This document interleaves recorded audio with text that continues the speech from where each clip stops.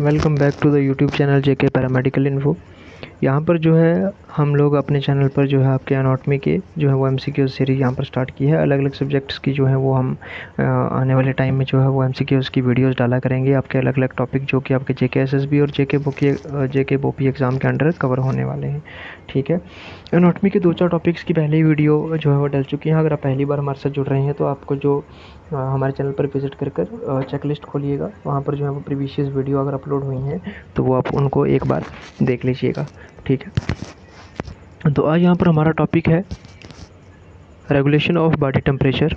ठीक है, जो कि हमारी बॉडी में कोई टेम्परेचर जो है वो किस तरह से रेगुलेट करता है, कौन कौन रिस्पॉन्सिबल होता है, क्या क्या फंक्शंस होते हैं। यहाँ पर हम उस टॉपिक पर जो है वो लगभग आपके 50 एमसीक्यूज करेंगे, questions along with their explanations. 2 से 4 सेकंड दूंगा मैं आप लोगों को, खुद से ताकि आप सोच लो कि क्वेश्चन करेक्ट है या फिर इनकरेक्ट है। देन मैं उसको आंसर आपको साथ साथ ही बता दूंगा। ओके फाइन, तो चलिए स्टार्ट करते हैं। सबसे पहला यहाँ पर क्वेश्चन है, question number 1, which part of the brain is responsible for regulating body temperature.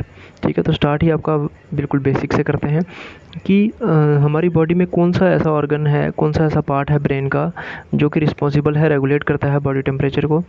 तो वो है हाइपोथैलेमस। ठीक है, hypothalamus is responsible for regulating of body temperature by receiving signals from the thermoreceptors and initiating appropriate response to the maintain होमोस्टैटिक्स।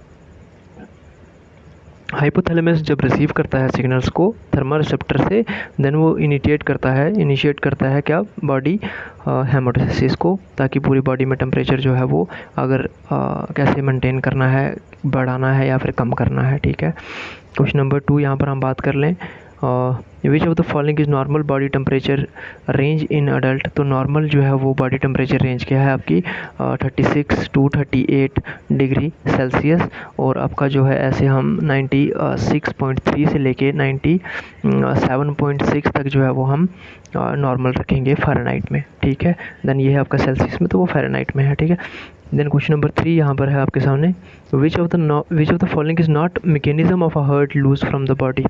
ठीक है, तो यहाँ पर कौन सा मैकेनिज्म नहीं है, हर्ट लॉस हो जाता है अगर बॉडी से, तो वो है आपका थर्मोजेनेसिस। ठीक है, थर्मोजेनेसिस क्या है आपका, refers to the production of heat by the body while the other options represent mechanism of heat loss. ठीक है, बाकी जितने भी जो है वो फंक्शन है वो आपके क्या करते हैं, हीट लॉस को जो है वो दर्शाते हैं।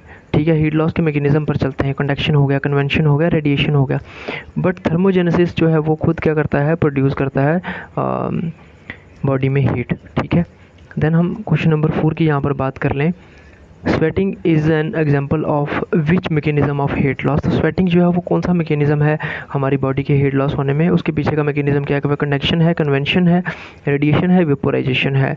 And right answer is evaporisation. Evaporisation, ठीक है, जब भी आपका जो है वो लिक्विड फॉर्म गैसेस की फॉर्म में कन्वर्ट होता है उसको हम वेपोराइजेशन बोलते हैं। ठीक है, आपने रेन फ्लो चार्ट तो देखा ही होगा, किस तरह से वाटर जो है वो अर्थ से फिर वेपोरेट होता है सनलाइट की हेल्प से, उसके बाद फिर से वो जो है वो ऊपर क्लाउड्स बनकर जो है वो स्काई में चला जाता है। इसी तरह से हमारी बॉडी में जब स्वेटिंग है अगर जो है वो, तो हाइपोथैलेमस टेम्परेचर मेंटेन करता है, हीट ज़्यादा बढ़ जाती है आपका किससे, अभी मैंने आपको ऊपर ये क्वेश्चन बताया, थर्मोजेनेसिस से। थर्मोजेनेसिस से अगर हमारी बॉडी में हीट बढ़ जाती है तो उसके बाद में जो है वो जो हमारी बॉडी में जो फ्लूइड है वो किस तरह से बाहर आएगा, वो आपका बाहर आएगा इवेपोराइजेशन के थ्रू। ठीक है, स्वेट जब भी होगा then moisture from the skin which help to cooling the body. ठीक है, जब स्वेटिंग होगी हमारी बॉडी के ऊपर देन उसके बाद जो बाहर से उसको हवा लगेगी तो देन वो उसको क्या करेगा, कूलिंग प्रोवाइड करेगा बॉडी को। क्वेश्चन नंबर 5 यहाँ पर हम बात कर लें, which of the following condition is characterized by an elevated body temperature above 38 degree Celsius. ठीक है, तो अगर नॉर्मल जो है वो 38 डिग्री सेल्सियस या फिर हम बात कर लें 97 डिग्री फ़ारेनहाइट से ऊपर अगर टेम्परेचर आता है तो हम उसको किस कंडीशन में रखेंगे, तो वो कंडीशन क्या है, हाइपोथर्मिया है, क्या वो फीवर है, क्या हीट स्ट्रोक है, या फिर हीट एग्जॉस्शन है। हीट स्ट्रोक ज़्यादा सनलाइट पड़ने से जो वो हीट स्ट्रोक हो जाता है, देन हाइपोथर्मिया। ठीक है, इसके बाद यहाँ पर हम बात कर लें तो क्या हो जाता है, आपका फीवर हो जाता है। ठीक है, देन क्वेश्चन नंबर 6 की यहाँ पर बात कर लें, which of the following is an physiology response to cold temperature. तो यहाँ पर फिजियोलॉजी कौन सी जो रिस्पॉन्स करती है कोल्ड टेम्परेचर को, तो वो है आपकी शिवरिंग। जब हमारी बॉडी में शिवरिंग होती है तो that means near by you all the climate is above 100 degree Celsius और Fahrenheit, okay, 100 degree Celsius. Then question number 7, which of the following factor can influenced body temperature regulation, तो कौन सा यहाँ पर जो फैक्टर है इन्फ्लुएंस करता है बॉडी रेगुलेशन टेम्परेचर को, तो वो करता है किसको, all of the above, age, hormone, illness can all impact on the body temperature. Then question number 8, which of the following temperature measure method provide by the most accurate core body temperature reading, तो यहाँ पर जो है वो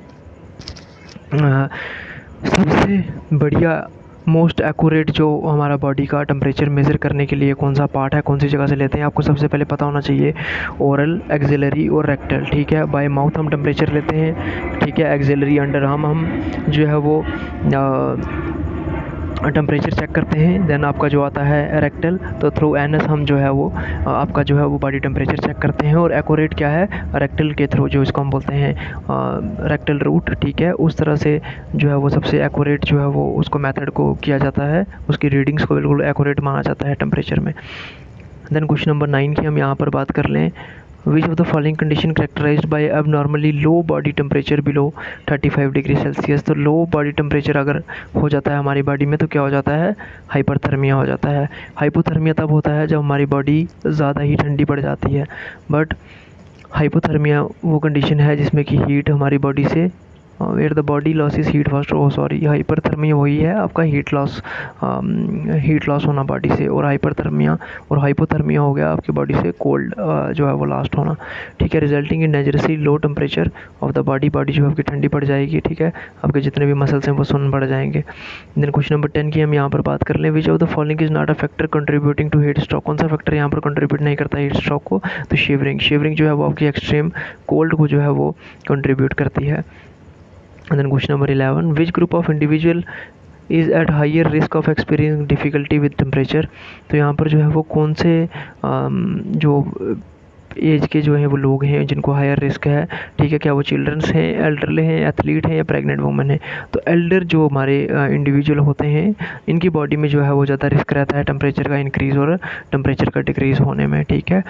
then question number 12 की हम यहाँ पर बात कर लें, which of the following action promote heat conservation in body, तो यहाँ पर कौन सा मेथड है इनमें से जो हीट कंजर्वेशन करता है हमारी बॉडी में, वैसोडिलेशन इज़ एन, सॉरी क्वेश्चन थोड़ा से ऊपर नीचे गड़बड़ हो गया, ओके, शिवरिंग, वैसोडिलेशन, यहाँ पर question number 12, vasodilation is an widening of blood vessel allowing more flow of the skin and facility heat loss to involve in heat conservation, ठीक है। क्वेश्चन नंबर यहाँ पर 13, which of the following condition can result of prolong exposure of cold temperature, तो prolong जो है वो exposure क्या है हमारा, ठीक है, पहले हाइपर था हीट लॉस का, देन जो है वो आपका यहाँ पर cold temperature exposure of cold temperature को कौन दर्शाता है यहाँ पर, वो हाइपोथर्मिया, पहले था हाइपर और हाइपो दोनों याद रखने, एक में लॉस होता है हीट, एक में cold. Question number 14, which of the following interventions recommend to prevent heat related illness in hot environments, ठीक है, तो कौन से इंटरवेंशन यहाँ पर करने चाहिए जो कि हीट रिलेटेड जितनी भी आपको डिजीज़ हैं, इलनेस हैं जो होती है ड्यूरिंग द समर सीज़न, तो उसके लिए क्या है यहाँ पर, ऑल ऑफ द अबव, ठीक है, wearing loss light weight clothing, ठीक है, आपको पतले कपड़े वगैरह पहनने हैं, staying hydrated more and more जो है वो आपको यहाँ पर फ्लूइड इनटेक करना है, ग्लूकोज डी वगैरह, ठीक है, then taking frequent breaks in cold environment, ठीक है, तो आपको क्या करनी है, ब्रेक्स लेती रहना है, क्योंकि आप ये ना हो कि आप लगातार जैसे चल रहे हैं तो 2 घंटे चलते ही रहे, आपको जो है वो बीच बीच में कहीं बैठ भी जाना है, ठीक है, बॉडी को ठंडे करने के लिए। देन क्वेश्चन नंबर 15 यहाँ पर, विच of the following medication can interfere with the body temperature regulation, तो कौन सा यहाँ पर जो मेडिकेशन है वो इंटरफेयर करती है रेगुलेशन ऑफ बॉडी टेम्परेचर में, तो वो करती है एंटीहिस्टामाइंस, ठीक है, antihistamines can impair the body ability to regulate temperature potential leading to overheating और हाइपरथर्मिया, ठीक है। Then question number 16, which of the following statement about fever is true, तो कौन सी स्टेटमेंट जो है वो फीवर की इसमें से ट्रू है, fever is always harmful to body, ना हार्मफुल क्यों, ट्रीटेबल भी हो जाता है, ये ट्रीटेबल है, ठीक है, fever is only present in bacterial infection not, then fever is result of excessive sweating, तो फीवर क्या जो है एक्सेसिव स्वेटिंग होने का जो है वो रिजल्ट है, नहीं, फीवर क्या, fever is a normal physiology response to infection, ठीक है, फीवर जो है आपकी नॉर्मल फिजियोलॉजी रिस्पॉन्स है इन्फेक्शन के लिए। Question number 17, which of the following is an external method of cooling the body during hyperthermia, तो यहाँ पर जो है वो कौन सा ऐसा एक्सटर्नल मेथड है जिससे कि हमारी बॉडी की कूलिंग की जा सकती है? The correct method is applying cold compress to the skin help cool the body during hyperthermia. Then question number 18 यहाँ पर हम बात कर लें, which of the following is potential complications of hyperthermia. तो हाइपरथर्मिया का यहाँ पर क्या है पोटेंशियल कॉम्प्लिकेशंस क्या है उसकी? Heat exhaustion is a potential complication of hyperthermia and characterized by a profuse sweating, dizziness and fatigue. Then question number 19 की हम यहाँ पर बात कर लें, which of the following temperature measurement method is commonly used in infant. तो जो है वो इन्फेंट में, बच्चों में हम जो है वो कौन सा मेथड यूज़ करते हैं टेम्परेचर लेने का? ओरली नहीं कर सकते क्योंकि ओरली जो है वो काफ़ी ज़्यादा बैक्टीरिया वगैरह होते हैं, तो न्यू बॉर्न बेबी का इतना इम्यून सिस्टम स्ट्रॉन्ग नहीं होता, इसलिए हम उसको एक्चुअली अंडर आर्म जो है वो आपका टेम्परेचर लेते हैं, ठीक है। थ्रो रेक्टल हम बच्चों को ले नहीं सकते, ठीक। Then sorry wait a second, okay. Then question number 20, which of the following sign and indication of heat stroke. तो हीट स्ट्रोक के इंडिकेशन यहाँ पर क्या है? एलर्टेड मेंटल स्टेटस, ठीक है। Alerted mental state, heat stroke is characterized by an altered mental state such as confusion, delirium, loss of consciousness along with high body temperature and hot dry skin, ठीक है। Then question number 21, which of the following method is not effective in preventing hypothermia. कौन सा method जो है वो ना यहाँ पर जो है वो प्रिवेंट नहीं करता हाइपोथर्मिया को? वो है आपका excessive विगोरेसी। Excessive vigorosity is an cold condition as an actual increase of the risk of hypothermia. It lead to increase heat loss from the body. ये चीज़ें जो है वो आपको अच्छे से समझनी है, क्वेश्चन को आपको 2-3 बार रीड करना है तभी आपको समझ आएगा। इस तरह से समझाने से नहीं क्वेश्चन आपको ये वाले समझ आने वाले हीट एंड टेम्परेचर के। आपको नॉर्मल जो वैल्यूज़ हैं इन्फेंट का कैसे टेम्परेचर लेते हैं, कौन कौन सी साइट्स हैं टेम्परेचर लेने के लिए, ठीक है। उसके बाद में जो है वो आपको normal temperature, normal room temperature, ये चीज़ें इसके साथ रिलेट करके पढ़नी है। ये तो कंडीशंस, कई बार क्या होता है कि आपके जेके एसएसबी या जेके बोपी के एग्ज़ाम में जो है आपको कंडीशन बेस्ड क्वेश्चन आ जाते हैं कि अगर ये ऐसा हुआ तो आप क्या क्या करोगे, ठीक है। क्योंकि हमारी नर्सिंग फील्ड है, आपका जो है वो पैरामेडिकल डिपार्टमेंट है, कुछ भी है, आपको एक जो है वो आप health and medical education department में हो तो आप लोगों को जो है वो पूरा अच्छे से पता होना चाहिए कि किस डिज़ीज़ का पेशेंट है, उसकी मैनेजमेंट किस तरह से करनी है, ठीक है। ये वैसे होते हैं स्टेटमेंट बेस्ड क्वेश्चंस जो कि आपकी नॉलेज को एनहेंस करते हैं। देखने में ये बहुत बेकार लगेंगे लेकिन आपकी नॉलेज वाइड जो है वो इन्हीं से होगी, आपको कॉन्फिडेंट आता है काम करने का। Then question number 23, which of the following is a common symptom of heat exhaustion. तो हीट एग्जॉशन का यहाँ पर जो है वो क्या सिम्टम है? रैपिड पल्स, उसकी जो धड़कनें हैं वो काफ़ी ज़्यादा तेज़ हो जाएंगी। Heat exhaustion is an often association with a rapid pulse और इंक्रीज हार्ट रेट, ठीक है। अब पेशेंट कोई अगर आ रहा है आपके हॉस्पिटल में, आपके पास आपकी ड्यूटी है, एडमिट हो रहा है, तो उसकी रैपिड पल्स है, बाहर अगर मौसम जो है वो समर सीज़न है, जैसे अभी गर्मियों का सीज़न है, ठीक है, तो काफ़ी ज़्यादा हीट पड़ रही है, रैपिड पल्स है उसकी, वो शरीर काफ़ी ज़्यादा गर्म है, आपको इंडिकेशंस पता है, देन आप क्या इसका इंडिकेट कर सकते हैं वो क्या है, उसको क्या हुआ है, उसको हीट एग्जॉशन हुई है, ठीक है। तो आप क्या करेंगे, उसको बॉडी कोल्ड करेंगे, उसी के हिसाब से ट्रीटमेंट देने की कोशिश करेंगे क्योंकि आपको पहले से नॉलेज है इस चीज़ की, आपने अभी पढ़ा है पूरा, ठीक है। Then question number 24, which of the following action promote heat loss from the body. तो जो वो कौन सा हीट लॉस जो है हमारी बॉडी से कौन सा एक्शन है जिसमें इसमें है इंक्रीज्ड प्रिसेप्शन, ठीक है। प्रीसर्पिरेशन और sweating is an mechanism that facilitate heat loss from the body through evaporation, okay. Then question number 25, which of the following intervention should be implemented for the patient with hypothermia, ठीक है। वह है apply warm dry compress, ठीक है। Place the patient with hypothermia warm bath और administrating hot fluid can worsen the condition instead gradual, ठीक है। तो यहाँ पर क्या, जब बॉडी हाइपोथर्मिया से काफ़ी ज़्यादा ठंडी पड़ गई है तो उसको क्या करना है, उसको वार्म फ्लूइड वगैरह देने हैं, वार्म उसको ड्रेसअप देना है, सब कुछ कंडीशन उसके लिए मेंटेन करनी है। Then which of the following statement about fever is infant in true, ठीक है। तो फीवर जो है वो इन्फेंट्स में यहाँ पर जो है वो उसकी कौन सी स्टेटमेंट यहाँ पर जो है वो अबाउट इन्फेंट ट्रू है। और rectal temperature measurement is an most accurate method in infant, okay. Rectal temperature measurement is consider as a gold standard for accurate temperature assessment in infant, ठीक है। ये इन्फेंट्स में सबसे एक्यूरेट तो मानी जाती है, इवन कि ऑल जितने भी हमारे यंग वंस हैं उनमें ये सबसे अच्छी और एक्यूरेट पोजीशन तो मानी जाती है, लेकिन जो है वो इससे साइंस नहीं लिए जाते, ठीक है। बाय ओरल और बाय रेक्टल छोटे चाइल्ड को कोई भी, इन्फेंट्स को कोई भी नहीं करता, ठीक है।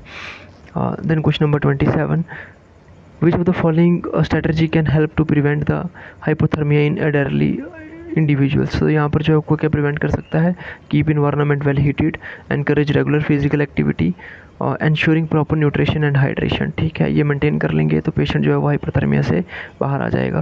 Then question number 28, which of the following important nursing intervention for patient with fever. तो यहाँ पर जो है वो अगर नर्सिंग इंटरवेंशन क्या है फीवर वाले पेशेंट के लिए, क्या वो administrating antipyretic medication as prescribed, encouraging the patient bundle up with a warm blanket.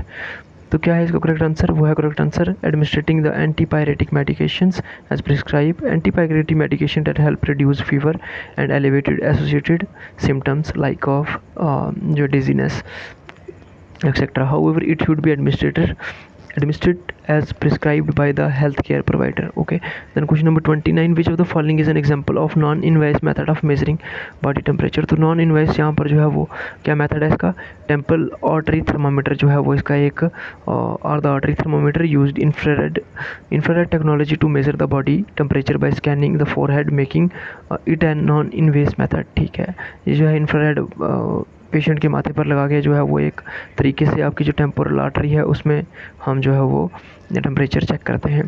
Then question number 30, which of the following factor can contribute the develop of hyperthermia in patient. तो hyperthermia क्या है, all of the immobility, reduce environmental temperature, malnutrition. ठीक है, जिन उसको भी है, और all factors that contribute to develop a hypothermia in patient. Done. Then question number ये इस वीडियो के जो है वो आपके लगभग 30 क्वेश्चन ही करेंगे, क्योंकि इसमें ज़्यादातर आपका हाइपोथर्मिया हाइपरथर्मिया ये नॉर्मल बॉडी टेम्परेचर आप देख लीजिएगा, पल्स रेट, आपको वाइटल साइंस जितने हैं वो आपको नॉर्मल सभी पता होने चाहिए। इस वीडियो को छोड़ के मैं आपको एक बेसिक बता रहा हूँ कि आपको जो वो है सारी डिटेल्स होनी चाहिए, आपकी पल्स क्या होती है, आपकी रेस्पिरेशन रेट SpO2। ठीक है, उसके बाद में SpCO2। ठीक है, ये सारी चीज़ें जो है नॉर्मल क्लिनिकल वैल्यूज़ आप लोगों को पता होनी चाहिए। ठीक है, कभी भी कहीं भी पूछ लिया जा सकता है आप लोगों से। तो अगर आप लोग हमारे साथ पहली बार जुड़ रहे हैं, चैनल को सब्सक्राइब करें, बेल आइकन को ऑल पर सेट कर लेंगे, लेटेस्ट अपडेट आप लोगों को मिलते रहेंगे। आने वाले 1-2 दिन तक जितनी और भी वीडियो पेंडिंग से हम सभी कंटिन्यू डालने की कोशिश करेंगे। Thank you so much.